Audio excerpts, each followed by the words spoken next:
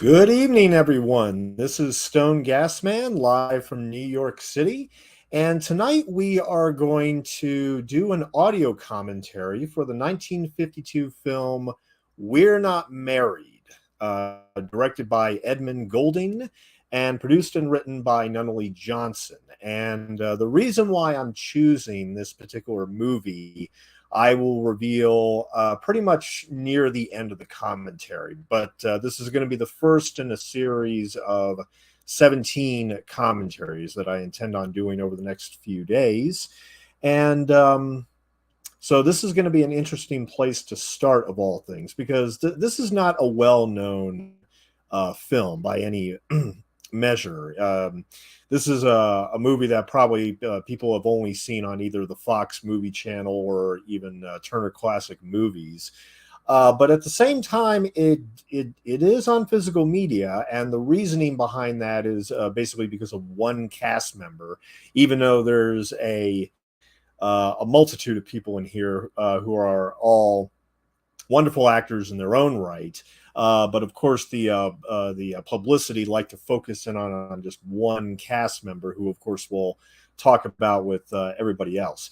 But just to let everybody know, yes, of course, it's been several months since I've done a commentary on here, so this is going to be try to warm myself back up and get back into the game a little bit. But hopefully this commentary will go very, very smooth tonight. So at any rate, we're doing We're Not Married. It is available on YouTube. I am paused on the 20th Century Fox logo.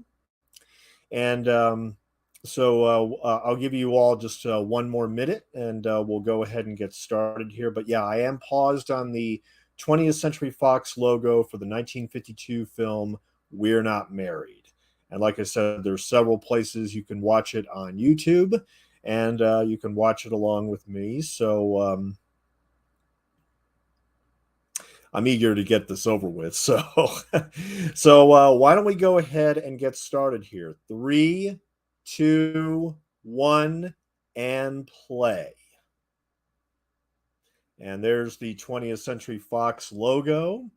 And here we're given a cavalcade of stars along, their names are being superimposed over these letters, as you can see. David Wayne, Marilyn Monroe, Eve Arden, some that mostly that sadly many of these actors are forgotten. But of course, the one that stands out is Marilyn Monroe.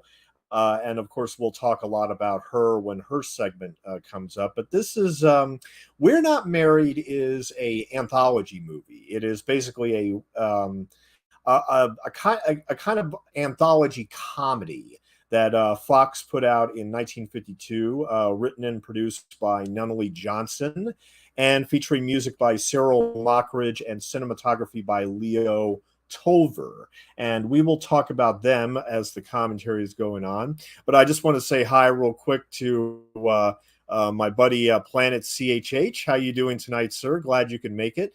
And Cliff Booth. Yes, I am back. I am doing a new commentary, and we're watching We're Not Married from 1952, which is primarily known because of Marilyn Monroe's participation, but I want to give equal credit to the ensemble that we have here. But like I said, this is a anthology movie from 1952.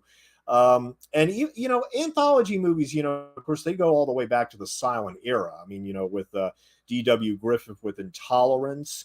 And 1952 was kind of a banner year for anthologies. There were actually 3 anthology movies this year. 2 of them were released by Fox. So very interesting. Now, we open up here with this couple played by Ginger Rogers and Fred Allen. And we'll talk about them a little bit later because they're going to be in the first segment. I mean, like I said, this is going to be an anthology, and they're essentially going to be the first married couple that goes through this interesting dilemma where they go see the justice of the peace, you know, to get married, or you know, they want to get married. You know, it's Christmas time and everything. And apparently they ended up going with this gentleman by the name of Victor Moore. That's the actor right there, the bald-headed gentleman. And apparently, because of some mix-up, all these couples that he ends up marrying over the course of the next few days, basically they never were married. So because of he didn't have his license or whatnot. Apparently, all these couples that he intends to marry, that he does marry around the holidays. Well, a few years later, they're going to be informed with a different letter saying that they're no longer married, and that basically they have a choice. They could accept the fact that they're no longer married and move on with their lives, or they could get remarried and reset everything. And so basically the whole idea about this anthology, it's all about how these letters and how they all react to this news. That's the whole idea of this anthology movie, is that each of these couples, they get this letter, it informs them of this situation, and whatever you want to do is whatever you want to do. And so that's the whole idea behind this anthology film. And like I said, this was one of two that Fox put out this same year. I mean, like I said, because we had a lot of the anthology movies, like I said, it all kind of started with D.W. Griffith's Intolerance in 1916. But since then, of course, we had the 1932 movie Grand Hotel, which of course won Best Picture, which has basically based on a play, and it has a bunch of characters at a hotel based on this play and this novel. Um, a classic. And then between that time, between Grand Hotel and We're Not Married, we had a few anthology movies, not a lot. We had If I Had a Million, Tales of Manhattan, Flesh and Fantasy, and Dead of Night, which is actually one of the great horror films of the 1940s. In fact, I'll even vote for it as the best film of the horror film of the 40s period. And then L'Amour, Quartet, Trio, Encore in 1951. And then in 1952, we had O. Henry's Full House, which had 5 films. That was the other 20th Century Fox film I was talking about. And a lot of the actors here in We're Not Married were also in O. Henry's Full House that same year, including Fred Allen and David Wayne, who we will see later married to Marilyn Monroe. And even the screenwriter of We're Not Married, he was Nunnally Johnson. He was one of the screenwriters also on O. Henry's Full House. So this came out at an interesting time, and there was a third film. There was actually a third anthology film that came out in 1952 called Actors in Sin, written and produced by Ben Hecht, who is the man that wrote the original Scarface. In fact, he also directed it. And it has Edward G. Robinson, Eddie Albert, and Marcia Hunt. And it lampoons the Hollywood motion picture industry and is separated into 2 sections. Okay, I guess that counts. If there's only 2 sections to the anthology, that's fine. But after 1952, then, of course, we had other films like Love in the City, Love and the French Woman, Boccaccio 70, Mondo Cane, Six in Paris, Dr. Terror's House of Horrors, From Beyond the Grave, Trilogy and Trilogy of Terror. A lot of these anthology films actually really came about in the 1960s, like the Yellow Rolls Royce and other films of that nature. And so, so this is actually came out at a very interesting time for anthology films in 1952. It was kind of when, for once there was more than one in one year. But at any rate, so let's talk about our first couple. We could talk about Victor Moore a little bit later when we meet him and his wife when they're at the table and they're talking about all the couples and all the letters they're going to get and everything. But here we have Ginger Rogers and Fred Allen as our very first couple to get married here. And of course, Ginger Rogers is, of course, one of the, most famous of the golden age of Hollywood. She was, an actress and a dancer. She was in Kitty Foyle and Vivacious Lady, and The Major and the Minor, or Top Hat, 1935. I mean, in the 30s, she and Fred Astaire made 9 films together, for RKO Pictures. I mean, really, really huge. Her popularity was peaking by the end of the 40s. She reunited with Astaire in 49 in the commercially successful The Barclays of Broadway, and starred in the successful comedy Monkey Business, also from 20th Century Fox, in 1952, and was critically lauded for her performance in Tight Spot before entering an unsuccessful period of filmmaking in the mid-50s and returned to Broadway in 65, playing the lead role in Hello, Dolly. She continued to act, making television appearances until 1987, wrote an autobiography, Ginger, My Story, published in 1991. She died of natural causes in 1995 at the age of 83. And so, legendary star in Hollywood. In fact, I mean, what's funny is that in 1953, Ginger Rogers was actually probably a bigger box office draw than Marilyn Monroe, because Marilyn Monroe had just barely gotten into films at this time. But anyway, we'll get to Marilyn. We'll get to Marilyn when she comes around for the second segment here. But so yeah, and that's Ginger Rogers. Now, as far as Fred Allen is concerned, he was an American comedian, and this was actually one of his very last things. I mean, he died in 1956 at the age of 61. So he died only 4 years after this movie. There's Victor Moore right there. But at any rate, so Fred Allen was an American comedian, absurdist, topically pointed radio program called The Fred Allen Show, which was on the air from 1932 to 1949. 17 years he was on the radio, made him one of the most popular and forward-looking humorists in the golden age of American radio. His best remembered gag was his long-running mock feud with friend and fellow comedian Jack Benny, but that was only part of his appeal. Radio historian John Dunning wrote that Allen was perhaps radio's most admired comedian and most frequently censored. A master ad-libber, Allen often tangled with his network's executives and often barred them on the air over the battles while developing routines whose style and substance influenced fellow comic talents, including Groucho Marx, Stan Freberg, Henry Morgan, and Johnny Carson. His avowed fans also included President Franklin Delano Roosevelt, humorist James Thurber, and novelists William Faulkner, John Steinbeck, and Herman Wouk, who began his career writing for Allen, and he was honored on the Hollywood Walk of Fame. Mm-hmm.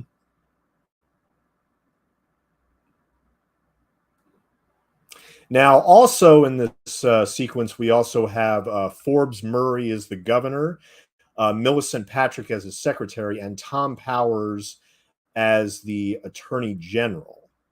And of course, Victor Moore is talking to them and finding out, okay, making sure all the couples, which are going to be basically 5 couples here, that are going to be getting this letter.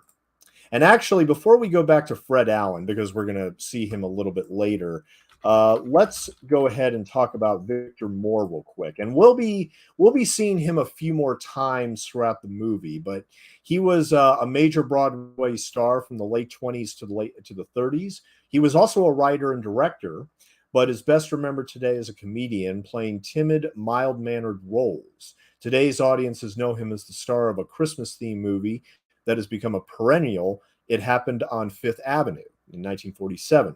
Moore plays a vagrant who occupies a millionaire's mansion without the millionaire's knowledge while the owner is on vacation. Okay. And but he had done films going all the way back to 1915. I mean, he his first film was a movie called Snobs, way back in 1915. And he had done other movies like Ziegfeld Follies and On Our Merry Way and A Kiss in the Dark. And We're Not Married was actually one of his Victor Moore played the Justice of the Peace, Melvin Bush. And this was actually one of his very last movies. I mean, his very last movie, to be perfectly honest, was the 7-Year Itch, where he played the plumber. He doesn't have any dialogue, but we see Marilyn Monroe in like the bathtub and talking to Victor Moore. But yeah, this was one of his very last movies. Mm-hmm. And so here we have Fred Moore. Excuse me, not Fred Moore, Fred Allen. Here we have Fred Allen getting up and putting on his bathrobe and everything.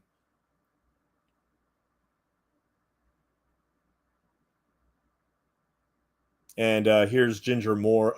Ginger, yeah, I've already screwed up that twice. I won't do that again. And then here we have Ginger Rogers waking up. So, but going back to Fred Allen, let's see here. Allen took piano lessons as a boy, his father having brought up an Emerson upright along when they moved with his aunt.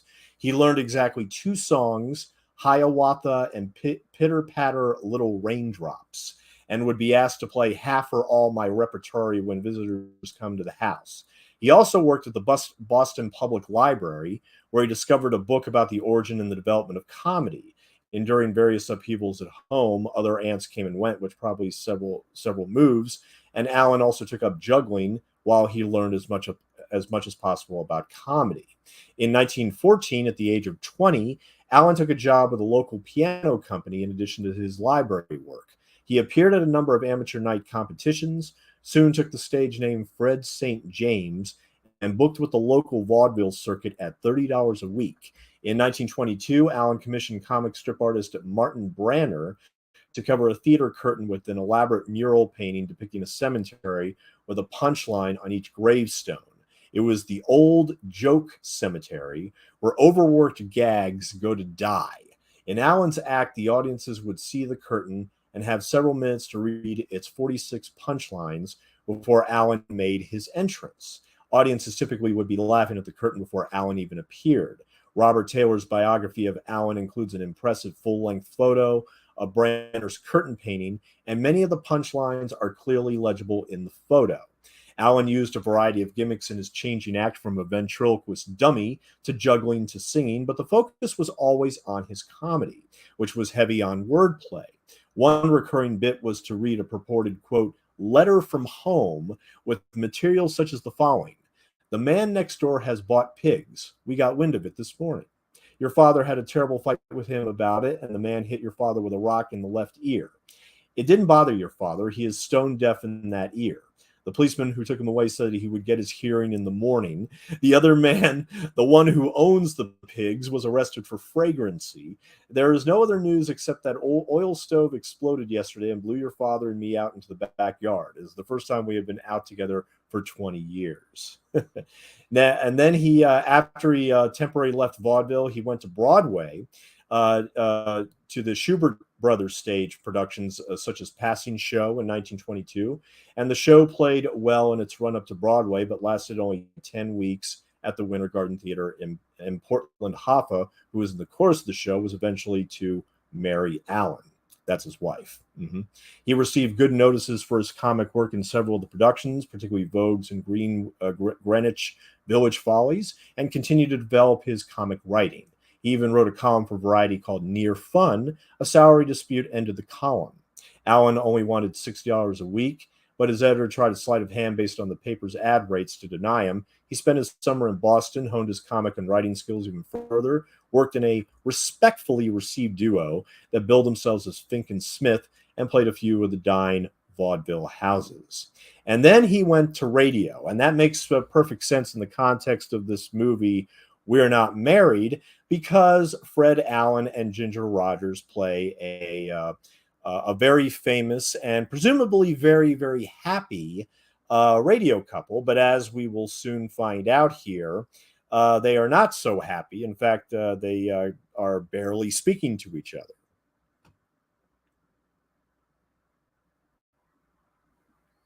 So yeah, as you can see, they are barely speaking to each other right here. Mm-hmm. Now, Allen's first taste of radio came while he and Portland Hoffa waited for a promised slot in a new Arthur Hammerstein musical. In the interim, they appeared on a Chicago station's program, WLS Showboat, into which Allen recalled, "Portland and I were presented to inject a little class into it. Their success in these appearances helped their theater reception. Live audiences in the Midwest like to see their radio favorites in person, even if Allen and Hoffa would be replaced by Bob Hope when the radio show moved to New York several months afterward." The couple eventually got their Hammerstein show Polly, which opened in Delaware, and made the usual tour before hitting Broadway. Polly never succeeded in spite of several retoolings, but Allen went on to successful shows like The Little Show and Three's a Crowd, which eventually led to his full-time entry to radio in 1932. Allen first hosted the Linnet Bath Club Review on CBS and moved the show to NBC to become the Salad Bowl Review, in a nod to new sponsor Hellmann's Mayonnaise, which was marketed by the parent company of Linnet later in the year. And then he had the hour-long show featured segments that would influence radio, much later television. The Fred Allen Show, which finally came about in 1939, however, sponsored Bristol Myers, which advertised Ipana toothpaste, as well as Sal Hepatica during the program, altered the title to The Fred Allen Show over his objections. Allen's perfectionism, odd to some because of his deft ad-libs, caused him to leap from sponsor to sponsor until Town Hall Tonight allowed him to set his chosen small-town milieu and establish himself as a bona fide radio star. And then, concurrent with his radio duties, Allen made occasional motion pictures by appearing in 7 full-length features and 3 shorts between 1929 and 1952. 1952, of course, is the year when We're Not Married came out. His first film, filmed by Paramount Pictures at its New York studio, was The Installment Collector in 1929, a 9-minute adaptation of one of his vaudeville acts in which he remits a succession of personal articles to an insistent debt collector.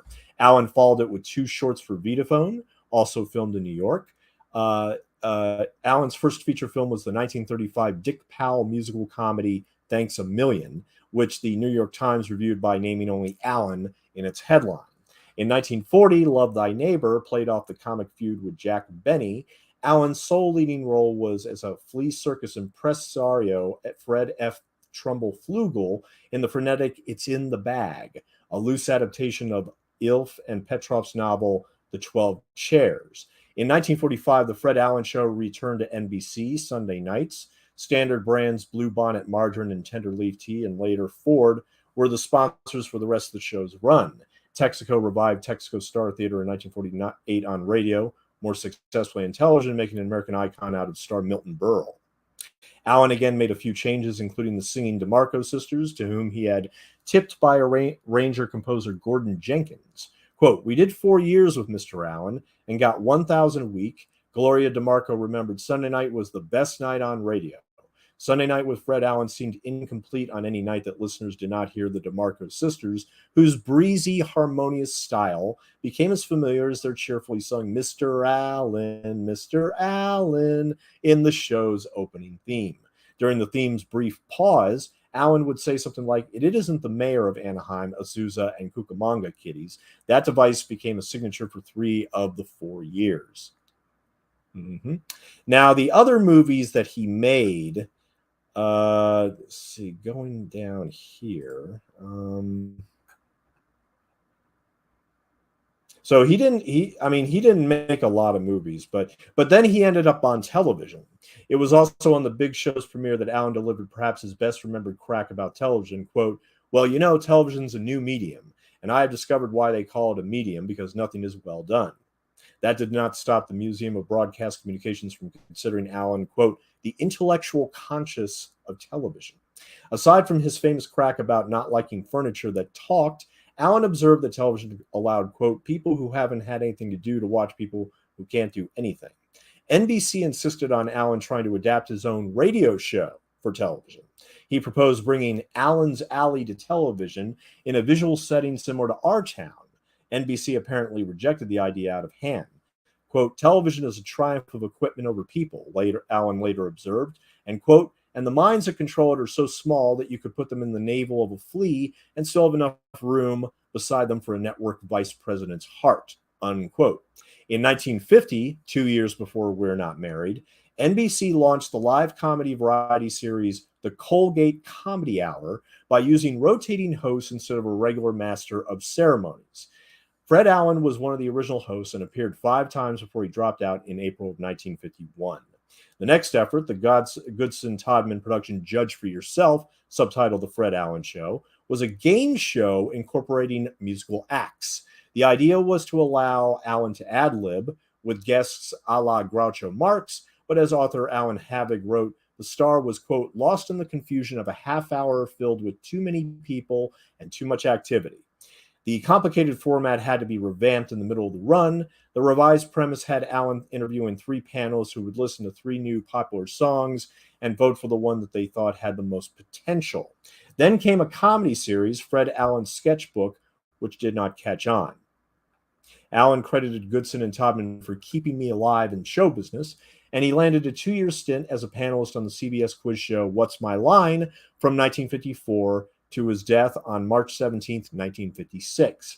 In July of 1955, he took a week off from the show to have an emergency appendectomy. Allen's seat on the panel was taken by radio and TV humorist Robert Q. Lewis. The following week, Allen returned to the program as the mystery guest. After the blindfolded panelists asked several questions, Lewis smiled and said, I know who it is. Thank you for letting me work tonight. Allen joked about the operation, quote, it was an emergency. The doctor needed some money hurriedly.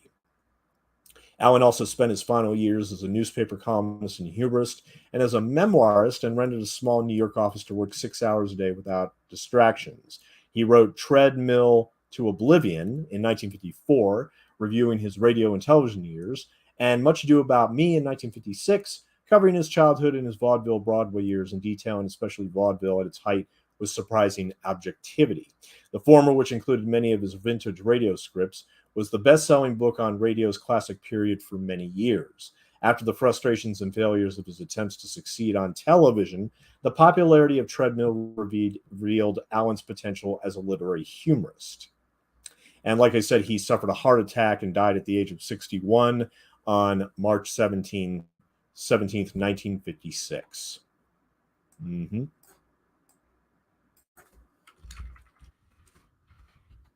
And see, Ginger Rogers, like I said, she worked a lot at RKO.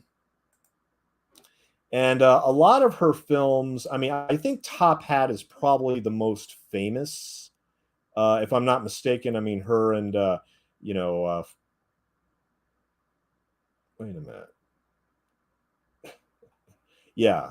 See, Top Hat with Fred Astaire. Mm-hmm. But she was also in Follow the Fleet, also with Fred Astaire. Swing Time, directed by George Stevens. Kitty Foyle, as mentioned before. Mm-hmm. Now, by the 1950s, however, she was also in Monkey Business with Cary Grant and Marilyn Monroe, and Black Widow, 1954.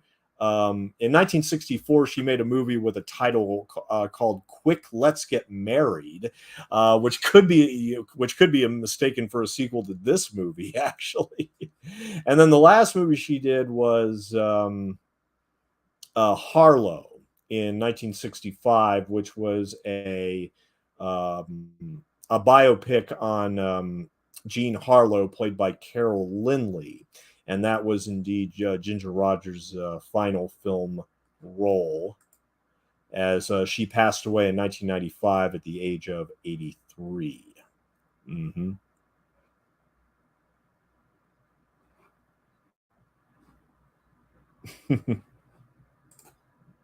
Now, among the other actors that you see in this particular scene right here, we also have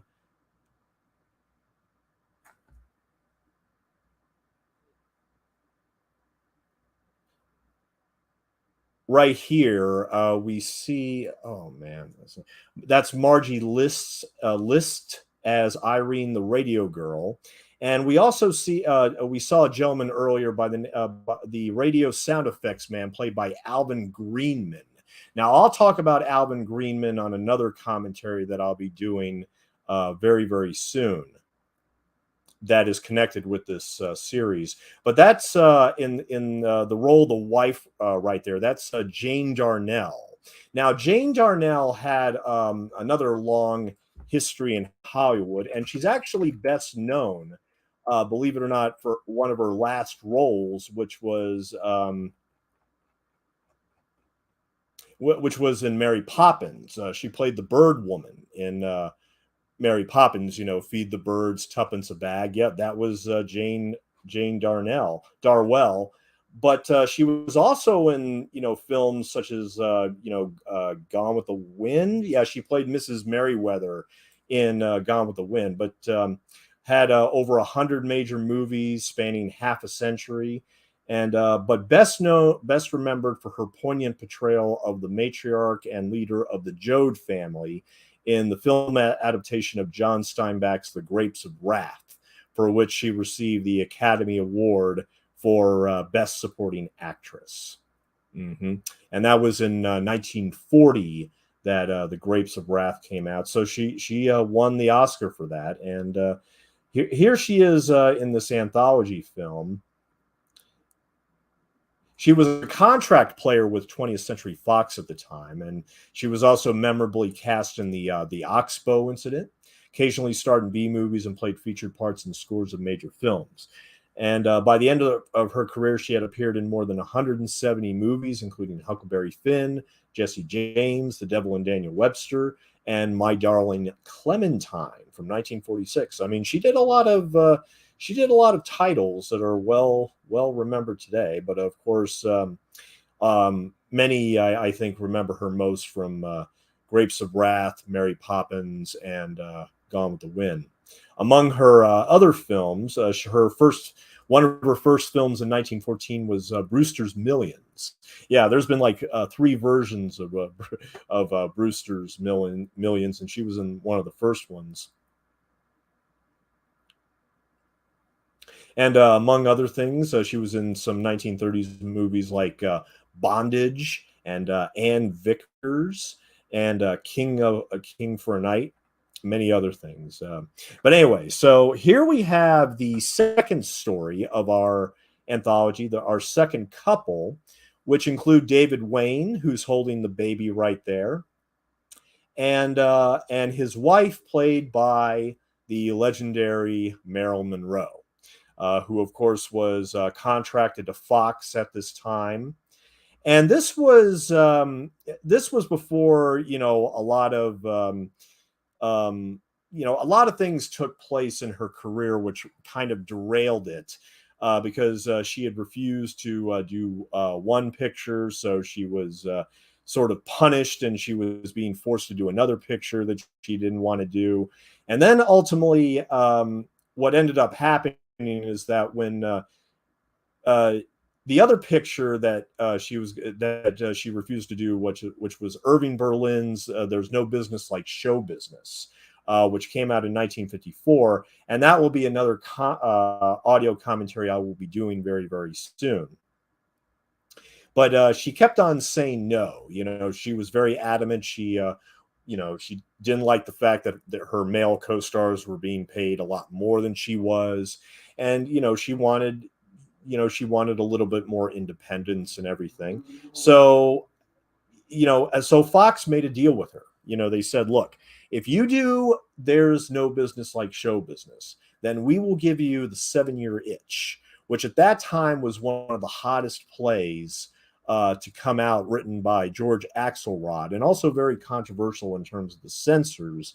And then Marilyn Monroe said yes. So, but I wanted to basically just briefly cover Marilyn Monroe before she did There's No Business Like Show Business, and around the time that she was doing these other movies for Fox. And well, of course, one of her early film roles that is very much remembered, of course, was in All About Eve. Before that, she was in pictures like The Asphalt Jungle. And then after All About Eve, she did like The Fireball, Right Cross, Hometown Story, As Young as You Feel, Let's Make It Legal in 1951, Clash by Night in 1952. And 1952 was kind of the year where she got, for 51 and 52, Marilyn Monroe got multiple roles at Fox, and they were trying to mold her into a movie star, even though she had, difficulty early on. I mean, originally when Fox signed her, they just gave her like a 6-month, trial period, where they teach her how to dance and sing and everything. and she ended up not getting the contract. But eventually, she did get signed with Fox, where she did all these movies, and including We're Not Married and Don't Bother to Knock.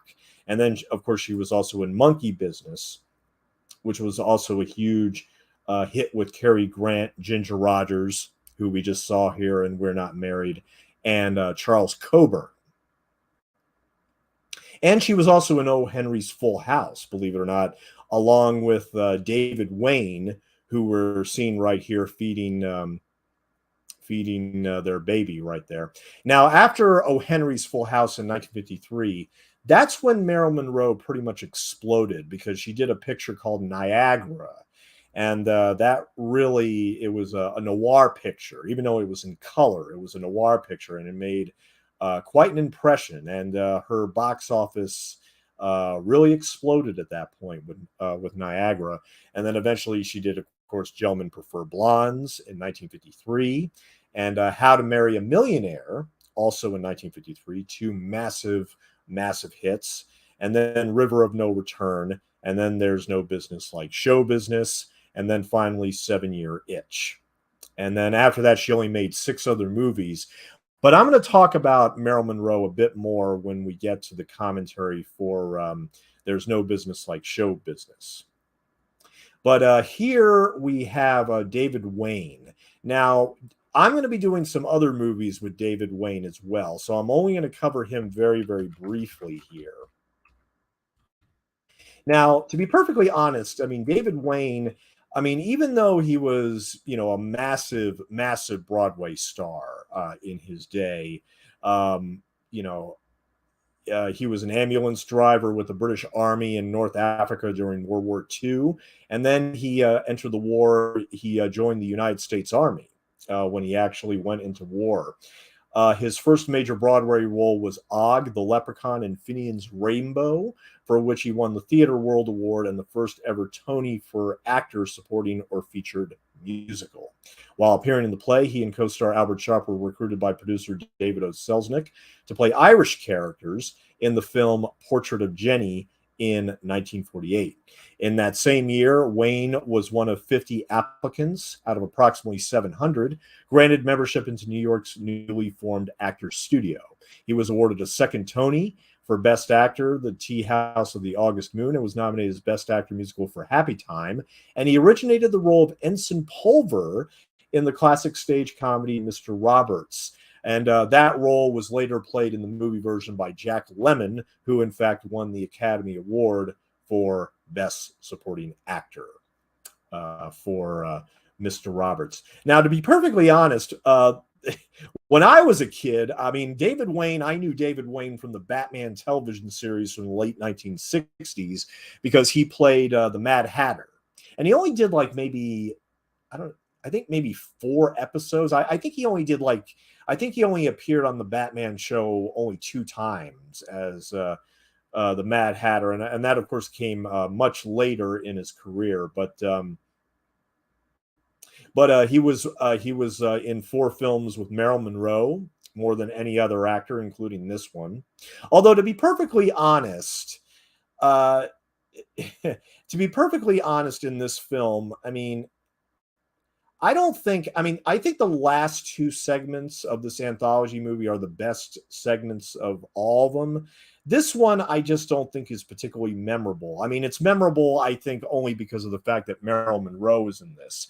And in fact, I mean, all the publicity, I mean, if you look at all the posters and you look at lobby cards and everything, they really give Marilyn Monroe a lot of attention. And it's like, well, she's only in 1 segment. I mean, there's all these wonderful veteran actors and other segments. And, I feel like, I mean, even in one of the rectangular posters, like all the other actors, they have their faces on there. But with Marilyn, you saw her entire body, wearing a dress. So it's like, of course, they treated her as like this, they treated her as if she was the star of the movie, which she most certainly is not.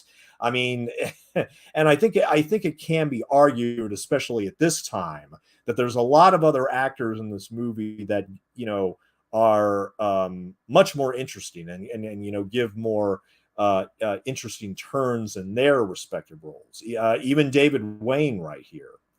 But that's the thing with this segment. There's really not much to it. It's not. It's far from being. It's far from the most memorable segment in this anthology. It just is. I mean, all it really does is show off Marilyn Monroe in a swimsuit, basically, or in a pageant dress. Basically, that's all it does. It wants to show off Marilyn Monroe in pageantry dresses, even though this is in black and white and it kind of condenses all that. But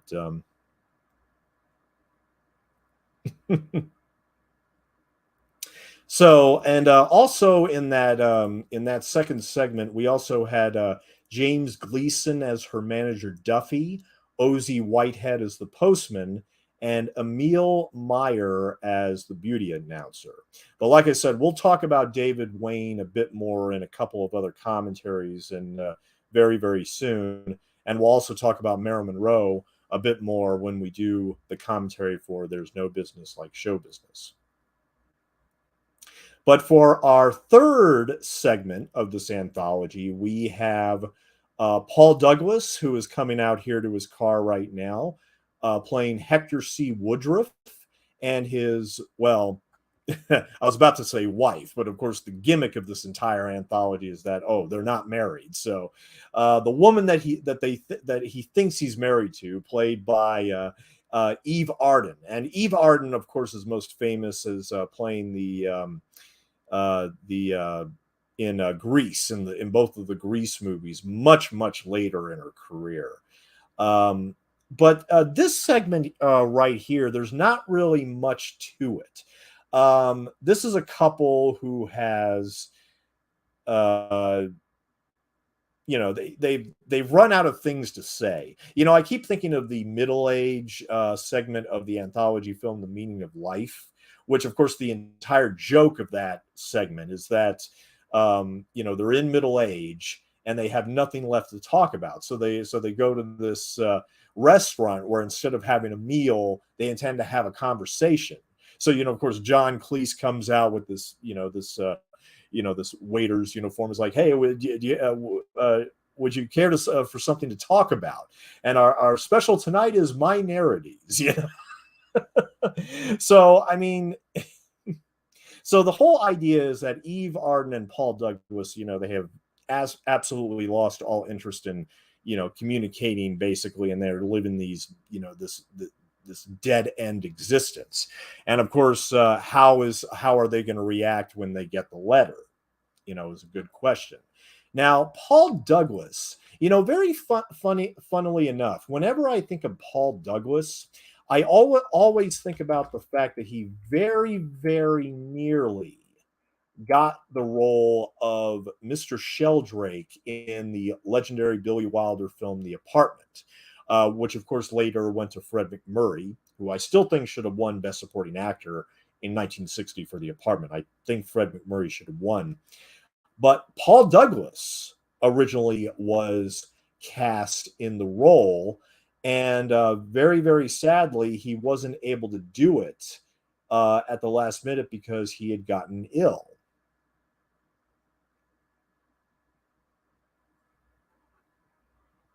Mm-hmm. So he was born in Philadelphia, Pennsylvania, son of Margaret and William Paul Fleischer. He attended Yale and participated in dramatics as a student there. He worked originally as an announcer for radio station WCAU in Philadelphia, relocating to CBS in New York in 1934. He made his Broadway debut in 1936 as the radio announcer in Dodie Hobart and Tom McKnight's Double Dummy at the John Golden Theater. In 1946, he won both a Theater World Award and a Clarence Derwent Award for his portrayal of Harry Brock in Garson Kanan's Born Yesterday. He began appearing in films in 1949. So he started films very, very late in his career because he would only be alive for another 10 years after that. And he may be best remembered for two baseball comedy movies, It Happens Every Spring and Angels in the Outfield. He also played Richard Widmark's police partner in the 1950 thriller Panic in the Streets, Frustrated Newlywed Porter Hollinsway in A Letter to Three Wives, one of the best Fox films from that period. Sergeant Kowalski in The Big Lift, a con man turned monk in When in Rome, businessman Calvin B. Marshall in The Maggie, and businessman Josiah Walter Dudley in Executive Suite. Douglas was host of the 22nd Annual Academy Awards in March of 1950. And continuing in radio, he was the announcer for The Ed Wynn Show and the first host for NBC Radio's The Horn and Hard Arts Children's Hour. In April of 1959, Douglas appeared on the Lucille Ball Desi Arnaz Show as Lucy Ricardo's television morning co-host in the episode Lucy Wants a Career. In 1955, he appeared in the play The Caine Mutiny, but his union placed him on probation for allegedly saying, quote, I'm not going to say that, but he said something which offended Southern audiences. Let's put it that way. Douglas claimed that he was misquoted. He starred in Clash by Night in 1952 with Barbara Stanwyck. And like I said, he was originally supposed to be in The Apartment in the role that went to Fred MacMurray, but he had a heart attack, and so he wasn't able to do it. And he was also originally cast in the 1960 episode of The Twilight Zone called The Mighty Casey, a role written for him by Rod Serling based on his character in Angels in the Outfield. He died the day after production of the episode had been completed. He had been in the last stages of his illness during filming, and his severe physical state was apparent on the film. The crew incorrectly assumed that his condition was the result of heavy drinking. The episode, which was a comedy, was deemed unairable. It was, however, resurrected some months later, and Douglas's scenes were reshot with Jack Warden. And he died of a heart attack at the age of 52. Yeah, he had appeared in adverts for Chesterfield cigarettes and tobacco smoking, as well as recognized to be a common association with coronary artery disease. Film director Billy Wilder and his longtime co-writer I.A.L. Diamond had just offered him the role of Jeff Shelbrake in The Apartment. Wilder later said, quote, I saw him and his wife Jan Sterling at a restaurant and realized he was perfect, and I asked him right there in the parking lot. About 2 days later, before we would start, he had a heart attack and died. Iz and I were both shattered. So, and he had done a couple of other movies like When in Rome, and he was in Rhubarb. That's another baseball movie that he did. Joe Macbeth and Bo James, and The Mating Game was actually his final movie in 1959. Now, as you can see, in his daydream right here, he's kissing a lot of women. Of course, in this daydream, he's imagining like all the women that he had dated before he had quote unquote got married, and everything. And among the women seen in this daydream include Jean Bartel, Barbara Carroll, Sue Casey, Ruth Hall, Eden Hartford, Meredith Leeds, Winifred McPhee, Diana Mumby, Noreen Nash, Mavis Russell, and Gloria Talbot. And like I said, going back to Eve Arden, who actually we barely see in this segment. I mean, it's Paul Douglas and the women that he dated before seem to dominate, like with this montage, which is just ridiculous. But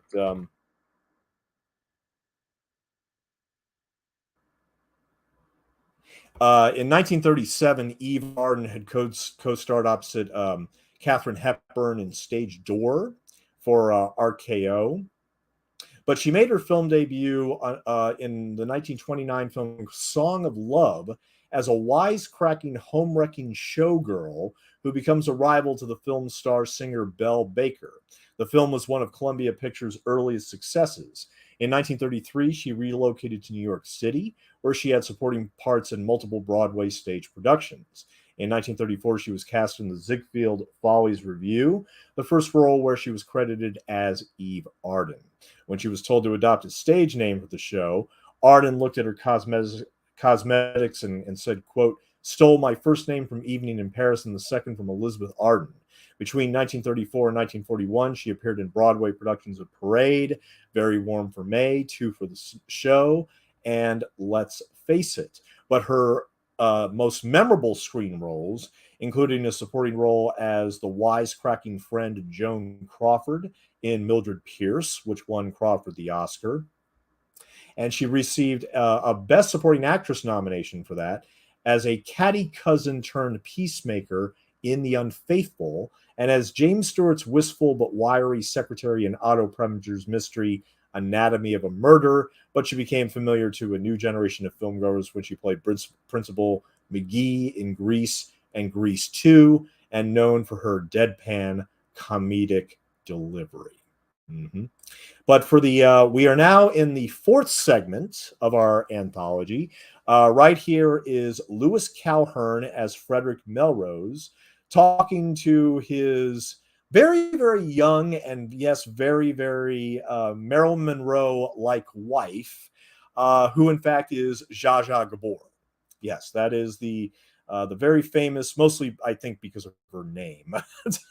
And she was also in the Batman series as well. She was actually in one of the very last episode of the Batman show was Minerva. But Lewis Calhern, we got to talk about this gentleman right here. I mean, one of the most interesting members of this ensemble right here. But Lewis Calhern was an actor whose credits go all the way back to the silent era. One of his most famous films was, in fact, his very first films that he did with very famous director Lois Weber. Now, for those of you who don't know, Lois Weber was the highest paid director in Hollywood. And yes, she was a woman. In the late 1910s and the early 1920s, she was, in fact, the highest paid director in Hollywood and was the only female in the Directors Guild at that time. And Lewis Calhern, who we see right here, playing this aging but very nice, very sweet millionaire, he did several movies with Lois Weber, including Two Wise Wives and The Blot in 1921. And The Blot is, to many, including myself, Lois Weber's masterpiece. I mean, of all the films that she made at that time, and she made several, including Where Are My Children, which actually focused on the theme of abortion in 1960. I mean, she made some very, very famous films. Also Hypocrites, which was a huge, huge hit before Birth of a Nation. But yeah, Louis Calhern had done these movies with Lois Weber in the early 20s, but then he kind of took a break. What happened was he, a newspaper article commented, quote, "The new arrival in stardom is Louis Calhern, who, until Miss Weber engaged him to enact the leading male role in What's Worthwhile, had been playing leads in the Morosco Stock Company of Los Angeles.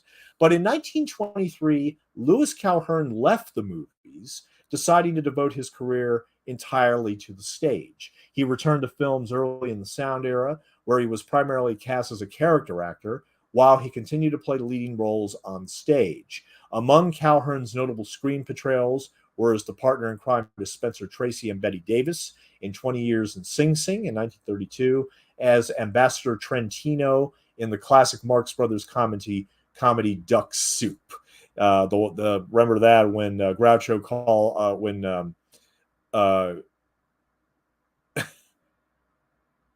when Groucho Marx plays the president of Fredonia, and his rival is played by Louis Calhern, and his most offensive word that he heard from him was "upstart," of all things. Yes, indeed. But of course, he's also Groucho's rival because he wants to marry Margaret Dumont, Mrs. Teasdale, and everything. I mean, a lot of people know Louis Calhern best from Duck Soup, and his reactions to the Marx Brothers are just legendary now. But he also played Major Dort in the Best Picture winner, The Life of Emile Zola, in 1937, and as the spy boss of Cary Grant in Alfred Hitchcock's Notorious. In the late 1940s, Calhern joined Metro-Goldwyn-Mayer as a contract player, receiving wide acclaim for 3 diverse roles that he appeared in the studio for 1950. A singing role as Buffalo Bill in the film version of the musical Annie, Get Your Gun, a double-crossing lawyer and sugar daddy to a young Marilyn Monroe in John Huston's The Asphalt Jungle. So this is the second time that he's been in a film with Marilyn Monroe. Of course, they don't share any screen time until the end, where everybody is basically in the same room for like basically what 30 seconds, you know. And his Oscar-nominated performance as Olivia Oliver Wendell Holmes in The Magnificent Yankee. He also was praised for his portrayal of the title role in the John Houseman production of Julius Caesar, adapted from the Shakespeare play in 1953, directed by Joseph L. Mankiewicz. Calhern played the role of the devious George Caswell, the manipulative board member of Treadway Corporation, in the 1954 production of Executive Suite, followed by the role of a jaded, acerbic high school teacher in Blackboard Jungle. Yeah, that's a classic film with I forget his name now. Glenn Ford. Yeah, Glenn Ford. And his performance as lecherous Uncle Willie in High Society, Lewis Calhern, a musical remake of the Philadelphia story, served as his final film appearance. Calhern battled alcoholism for much of his adult life. As a result, he lost several important screen and stage roles. According to former wife Schaefer, Calhern's inability to overcome his addiction ended their marriage. While he was willing to consult doctors, she said Calhern refused to attend Alcoholics Anonymous because he was an atheist and considered AA to be a religious organization. Not going to dwell on that. Calhern ultimately overcame his alcohol addiction by the late 1940s. But sadly, he died in 1956 at the age of 61 of a sudden heart attack in Japan when he was there to film The Tea House of the August Moon. Yeah. Mm-hmm. But let me look real quick in his filmography and see if there's anything else I recognize. The Big Country, 1951. Prisoner of Zenda, 1952. And his last movie was actually one of the most famous of his career, which was High Society with Bing Crosby, Grace Kelly, and Frank Sinatra. Yep. Mm-hmm. And as for his wife, played by Zsa Zsa Gabor, uh, the funny thing is, I mean, Zsa Zsa Gabor, she was a socialite and everything. She was, I think, her first film role was a supporting role in Lovely to Look At in the same year as We're Not Married in 1952 for Metro Goldwyn Mayer, and played one of the few leading roles in the John Huston directed film Moulin Rouge. And Huston would later describe her as, quote, a credible actress. Outside of her acting career, Gabor was known for her extravagant Hollywood lifestyle, her glamorous personality, and her many marriages. In total, Gabor had 9 husbands, including hotel magnate Conrad Hilton and actor George Sanders, who was in All About Eve. She once stated, "Men have always liked me and I have always liked men, but I like a mannish man, a man who knows how to talk to and treat a woman, not just a man with muscles." Mm-hmm. But she was born in Hungary in 1917. Yep. In January of 33, following her time as a student at a Swiss boarding school, Gabor placed second runner-up in the 5th Miss Hungary pageant behind Lily Rado and crown winner Julia Gall.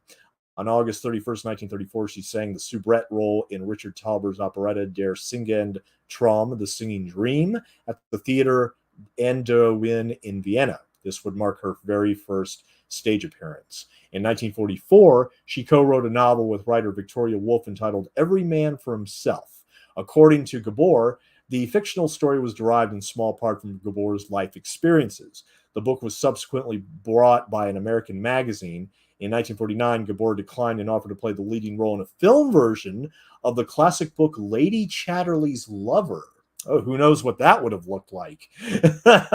According to the Cedar Rapids Gazette, she turned down the role of Lady Chatterley due to the story's controversial theme. Oh, but what if? What if? Her more serious film acting credits include Moulin Rouge, and in 1958, she ran the gamut of movie making from Touch of Evil to the camp oddity Queen of Outer Space. Later, she appeared in such films as Wonton Ton, The Dog Who Saved Hollywood, and Frankenstein's Great Aunt Tilly.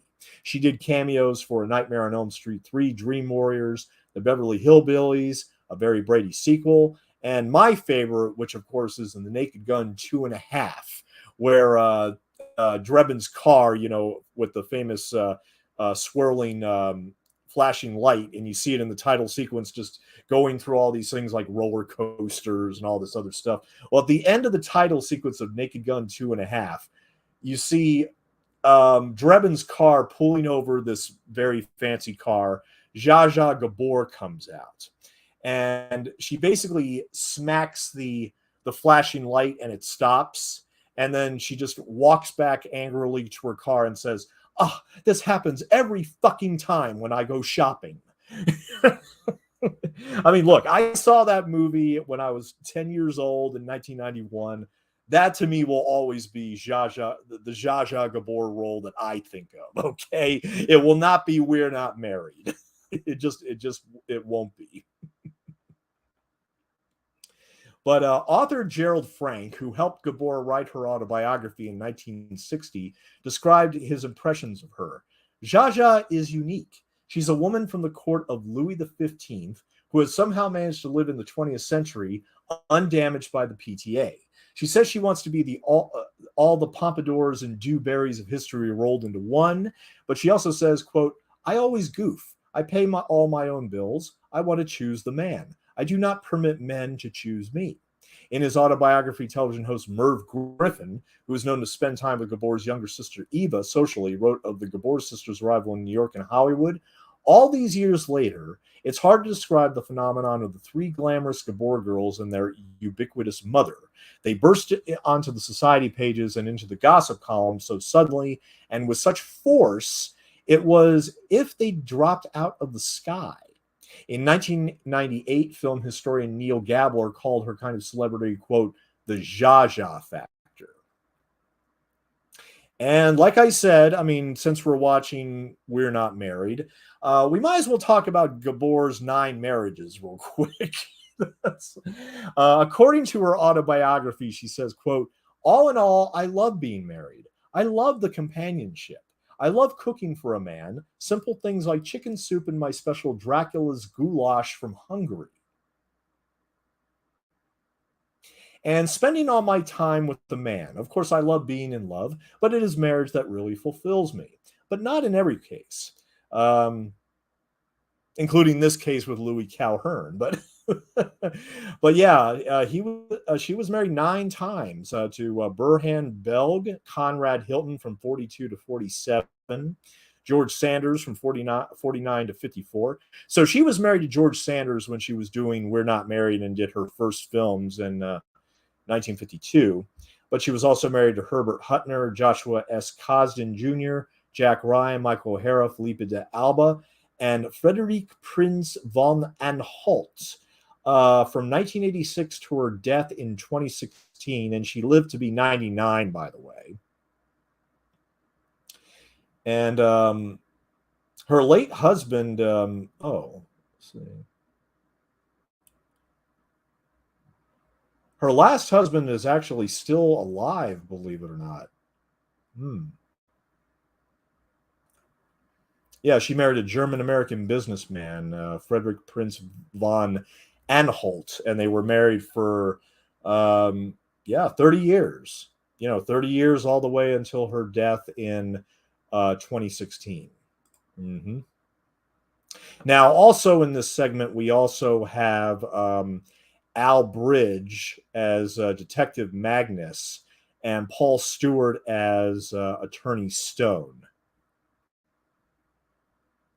Now, unfortunately, I wasn't able to identify the woman that basically Zsa Zsa hired to set her husband up and to get half of his fortune.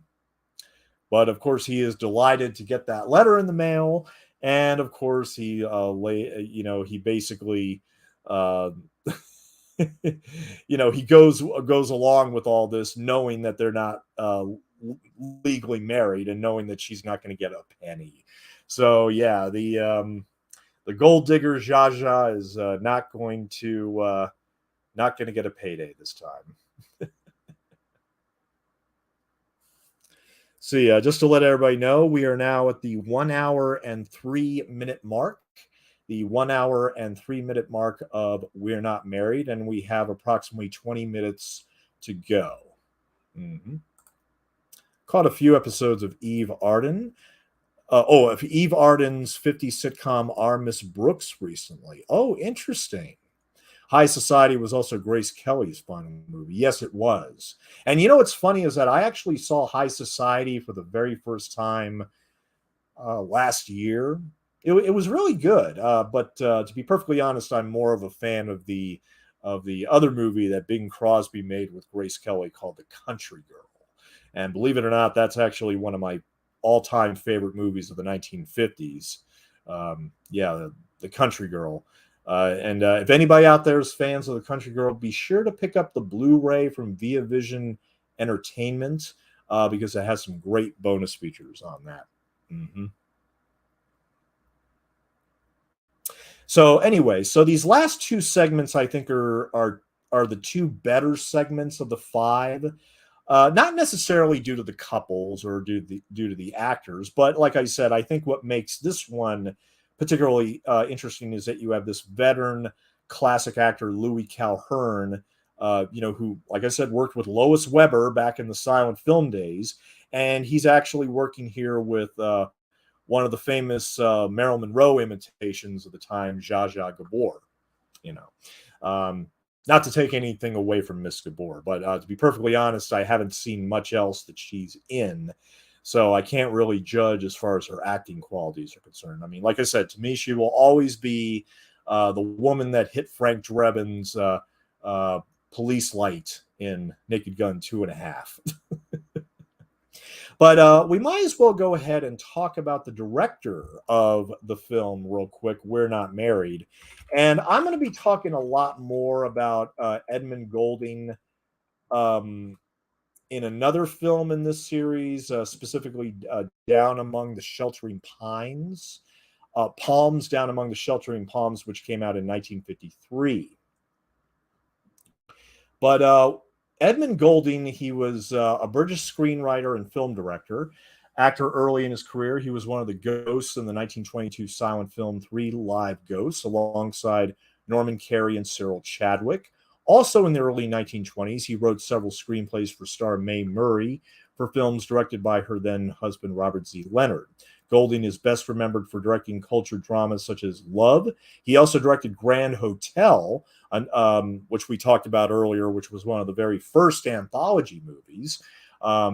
So I can see why they hired him for this one as well.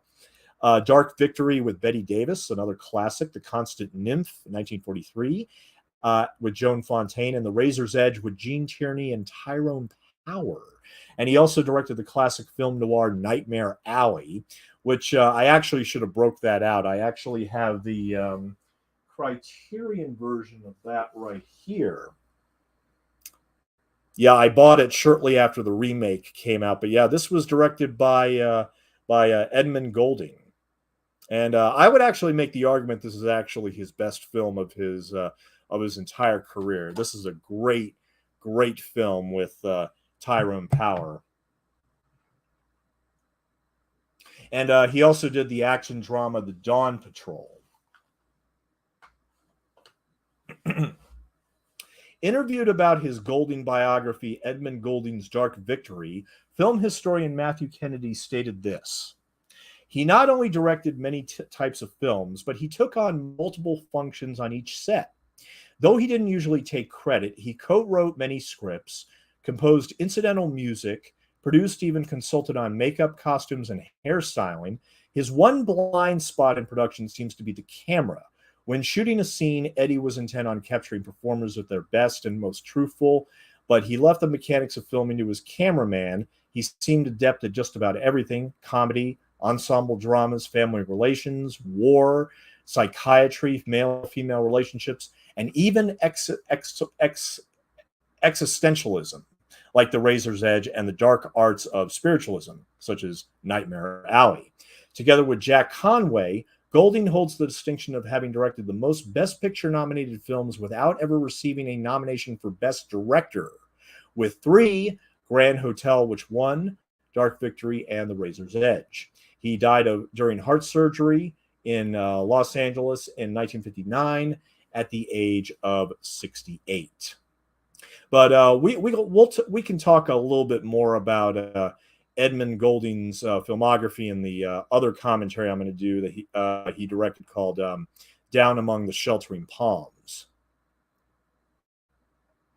Mm-hmm.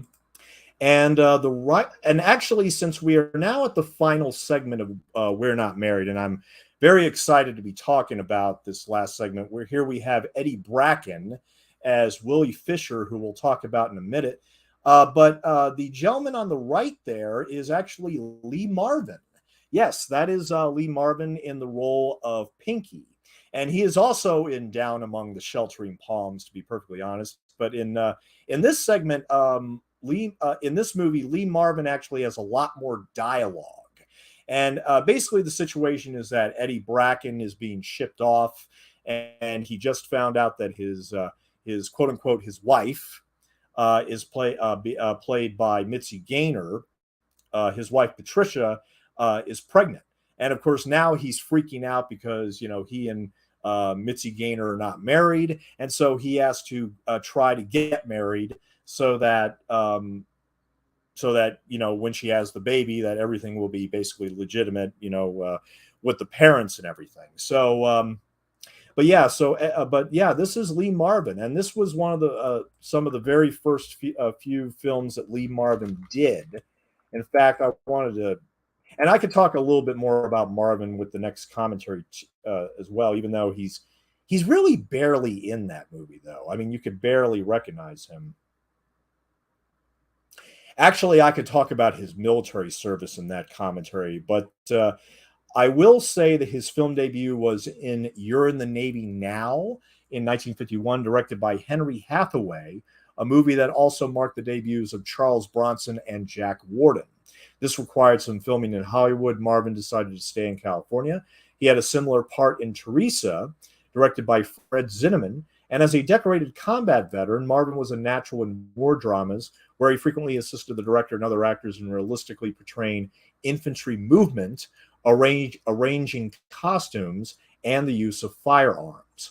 He guest starred on episodes of Fireside Theater, Suspense, and Rebound. Hathaway used him again on Diplomatic Courier in 1952, and he could be seen in Down Among the Sheltering Palms, which, like I said, will talk more about Lee Marvin and his military service in that movie. Also directed by Edmund Goulding. The Duel at Silver Creek in 52, directed by Don Siegel. Hangman's Knot in 1952, directed by Roy Huggins.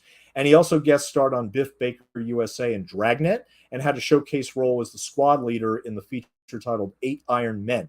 Also in 1952, a war film directed by Edward Dmytryk and produced by Stanley Kramer. Marvin's role had been played on the Broadway by Burt Lancaster. He was a sergeant in Seminole, 1953, a Western directed by Bud Botchier, and was a corporal in the Glory Brigade in 1953, which focused on the Korean War. Marvin guest starred in The Doctor, the Revlon Mirror Theater, Suspense, and the Motorola Television Hour. He was now in much demand for Westerns, The Stranger Wore a Gun, 1953, with Randolph Scott, and Gun Fury with Rock Hudson. And then, of course, he was in The Big Heat and The Wild One with Marlon Brando, which also gave him much bigger roles, and also Bad Day at Black Rock with Spencer Tracy. And then I Died a Thousand Times with Jack Palance, Seven Men from Now, Pillars of the Sky. And then finally, he did a show called M Squad. And M Squad actually does kind of have a connection with the Naked Gun series I was talking about before, because M Squad basically inspired Police Squad, which then inspired the Naked Gun movies. Marvin debuted as a leading man as Chicago cop Frank Ballinger in 100 episodes of the successful 57 to 1960 television series. One critic described the show as, quote, a hyped-up, violent dragnet, with a hard-as-nails Marvin playing a tough police lieutenant. Marvin received the role after guest starring in a Dragnet episode as a serial killer. When the series ended, Marvin appeared on Westinghouse, Desilu Playhouse, and many other television shows, one of which he was injured during a fight scene. And then, of course, he returned to feature films with the Comancheros in 1961, starring John Wayne, and also The Man Who Shot Liberty Valance, directed by John Ford, which is one of the great westerns of that time. Hmm. But yeah, we'll talk more about Lee Marvin when we do Down Among the Sheltering Palms. We'll talk more about him at that time. We do have to talk about Eddie Bracken now. Now, Eddie Bracken, for those of you who probably, most of you probably recognize Eddie Bracken from National Lampoon's Vacation, because he, in fact, played Roy Wally, who owned the amusement park that Clark Griswold and his family go and visit in California when they travel cross country from Chicago. That is, in fact, Eddie Bracken, so you should be able to recognize him. But he became a Hollywood comedy legend with lead performances in the films Hail the Conquering Hero and The Miracle of Morgan's Creek in 1944, both of which have been preserved by the National Film Registry. During this era, he also had success on Broadway with performances in plays like Too Many Girls, which is the film that Lucille Ball met Desi Arnaz on. He was also an Oscar, Home Alone 2, Lost in New York, Rookie of the Year, and Baby's Day Out. So, yeah. In the 1940s, due to the popularity of the films he made with Preston Sturges in the 40s, he was a household name during World War II, and he made numerous radio broadcasts and had his own program, The Eddie Bracken Show. In 1953, Bracken left Hollywood. He appeared on Broadway in Shinbone Alley, Hello Dolly, The Odd Couple, and Sugar Babies. His last appearance on Broadway was in the musical Dreamtime, directed by David Niles at the Ed Sullivan Theater at the age of 77. And Eddie Bracken died at the age of 87 in 2002. His television roles between 1952 and 2000 include an episode of The Golden Girls as Rose Nylund's ex-childhood boyfriend from St. Olaf, as well as an episode of Tales from the Dark Side, playing a stubborn old man who refuses to believe that he has died. After nearly 30 years out of feature films, he returned to perform character roles, including the sympathetic Wally World theme park founder, Mr. Roy Wally, in National Lampoon's Vacation, and the Duncan's Toy Chest toy store owner in Home Alone 2. He had a long career with Paper Mill Playhouse in New Jersey, starring in dozens of productions. One high point was their production of Showboat, in which he played Captain Andy Hawks. This production was broadcast on PBS in 1990, and he also played a cameo in Patrick Reed Johnson's 1994 film Baby's Day Out as one of the veterans in the Old Soldiers' Home.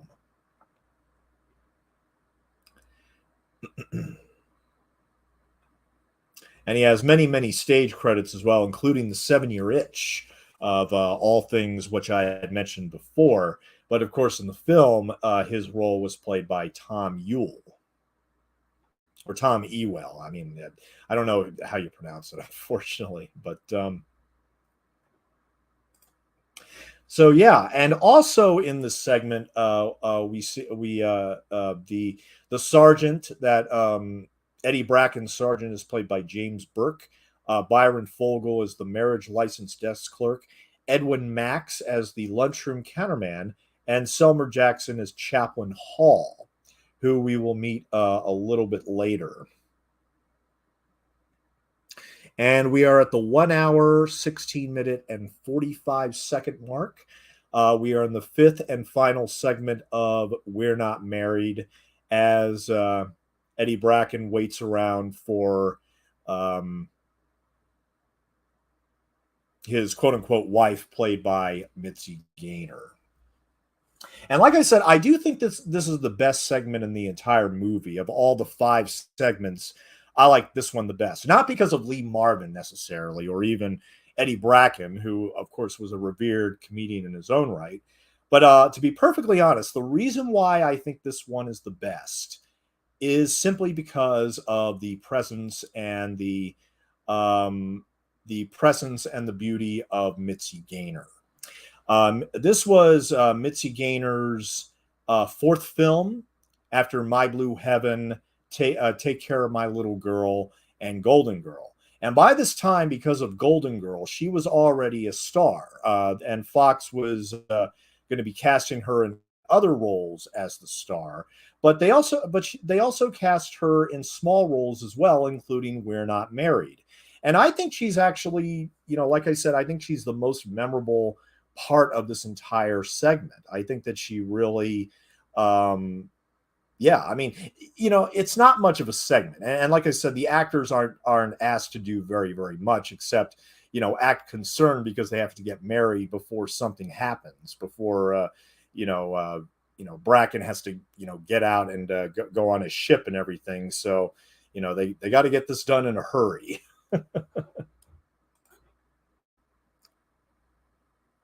And actually, let me just look at this real quick. Just bear with me. Yeah, he's about to be shipped out to Hawaii and the Asiatic Pacific Theater.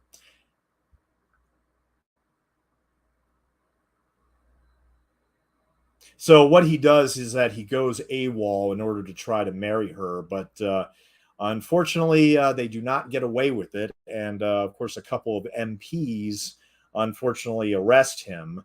But thanks to a kind-hearted chaplain, they are in fact able to get married while as he's being shipped out, and that, of course, is the memorable finale of this entire segment.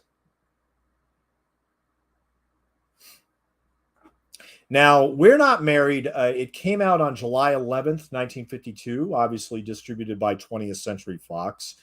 The reception of the movie, basically, Bosley Crowther of the New York Times wrote, "It must be said that Mr. Nunnally Johnson, who produced and wrote the film, by the way, and Mr. Golding, that they cut their capers well and came forth with a tailored entertainment that is one of the snappiest of the year."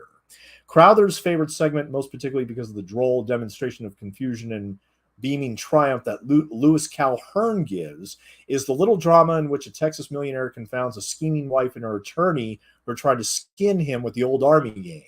In this one, Mr. Calhern is delicious as he helplessly blinks and squirms through the obvious embarrassments of a frame-up and the subsequent bludgeonings of the kill, and then he is a beautifully nimble as he finds his ace card and turns upon his relentless harassers. However, Crowther errs in stating that it's only the only item of the lot in which the slight accident of manumission for matrimony is permitted to stand. He overlooks Hector Woodruff's burning the letter and saying nothing to his wife. Now, I got to also mention that the deli that we were in earlier, where Eddie Bracken was waiting, the lunch counter room man, he was singing a song called Cuddles, which was actually written by the director Edmund Golding.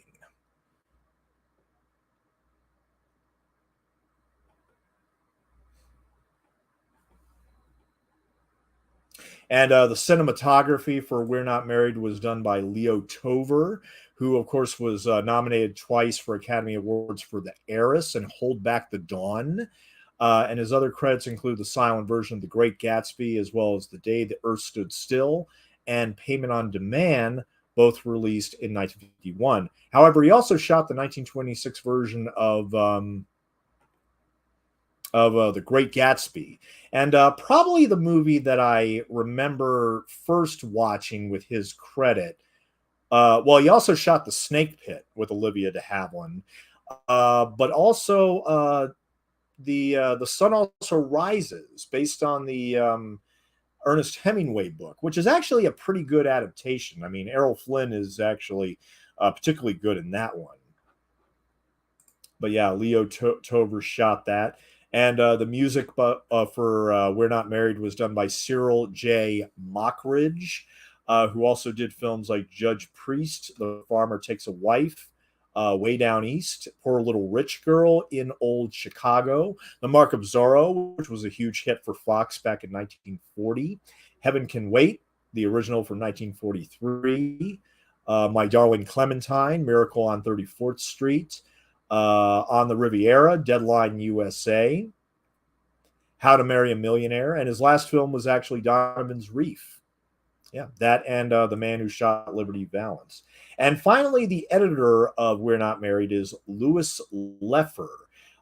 Through his 5-decade career, he worked on over 100 films, including In Old Arizona, Hotel for Women, In the Meantime, Darling, Laura, The Iron Curtain, How to Marry a Millionaire, River of No Return, and Anatomy of a Murder. He was nominated twice for Academy Awards for editing for Anatomy of a Murder and The Cardinal. Okay. And so, yeah, here they're actually able to get married. See, actually, that what my favorite line in this movie is actually when the chaplain comes up to her when she's looking out on the water, sad and everything, and he asks her, who are you crying for? Uh, are you crying for your husband? No, my boyfriend. Oh, and he misunderstands what she says. I was like, oh, and they're both on there? Yeah, she has a husband and a boyfriend on board the ship. Yeah, sure. Well, it's the Navy, so I mean, no, I'm not going there. But no, but I mean, I thought that was very funny. And of course, when they tell Eddie Bracken right here, you know, just just go with it, you jughead, and marry the girl. And Mitzi Gaynor, who of course I fell in love over the past few years in many of the films she's made. I mean, she has that $1 million smile that she flashes in virtually every movie, including this one. But the fact that we're now seeing the Bells and we're now seeing all the couples together means that we are about to end the movie. And of course, the final stretch of the plot involves the very first couple who are going to come down when all the other couples are basically getting remarried, and they eventually decide to get remarried as well. So, but real quick before the movie, see, here they are right here, Ginger Rogers and Fred Allen from the beginning. But real quick, I need to talk about Nunnally Johnson, who was the producer as well as the writer of We're Not Married. He was nominated for adapted screenplay for The Grapes of Wrath. And in 1956, he was nominated for the Directors Guild of America Award for Outstanding Directing for The Man in the Gray Flannel Suit. Some of his other notable films, including Tobacco Road, The Moon is Down, Casanova Brown, The Mudlark, The Desert Fox, The Three Faces of Eve, and The Dirty Dozen, and Mr. Hobbs Takes a Vacation. He also wrote the 1943 Broadway play The World's Full of Girls. Yeah. And so, yeah, and he was the one responsible for writing and producing We're Not Married. But it's actually adapted by Dwight Taylor from a story by Jay Dratler and Gina Kaus, according to the credits. And so, anyway, that is the conclusion of We're Not Married, distributed by 20th Century Fox Film Corporation in 1952. And with the conclusion of the commentary, I will now reveal that this is going to be the first in a series of 17 commentaries where I will be doing all the films in which Mitzi Gaynor appeared in her 13-year film career from 1950 to 1963. So I will be doing most of her films over the next few days. Her 92nd birthday is on Monday.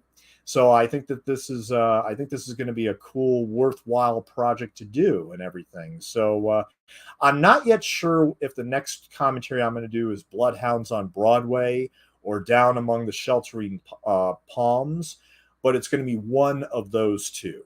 But I'm glad I was able to get this very first out of the way for We're Not Married, which she doesn't have a huge role in it. She doesn't appear until the last segment, but I think she actually has one of the most memorable roles of all the actresses in the movie. I mean, even more so than, Zsa Zsa Gabor and certainly Marilyn Monroe of all people. But yeah, I mean, yeah. So We're Not Married. Would I recommend this movie? If you caught it like at 1:30 a.m. on like Turner Classic Movies, I'd say why not? It's really nothing too memorable. I mean, like I said, in this entire cast, there's not many that really stand out.